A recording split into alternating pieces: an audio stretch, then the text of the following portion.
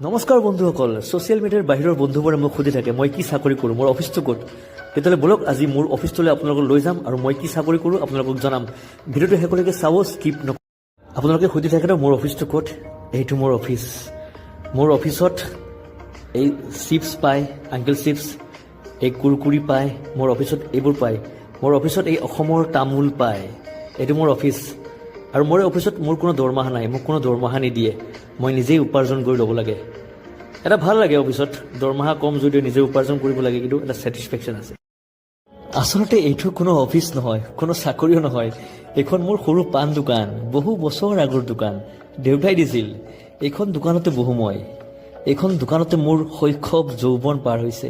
এইখন দোকানত বহিয়ে মই গান লিখোঁ, গানৰ সুৰ কৰোঁ। ইয়াত বহিয়ে মই বিভিন্ন সৃষ্টিমূলক কামবোৰ কৰোঁ। এইখন দোকানত মোৰ বহু স্মৃতি জড়িত হৈ আছে।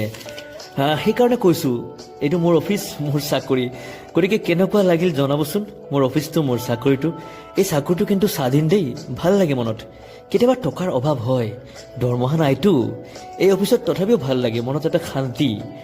এই অফিচত কোনো ঘোচ ল'ব নোৱাৰি দেই, একদম এক নম্বৰী উপাৰ্জনৰ অফিচ এইটো, শুদ্ধ একদম।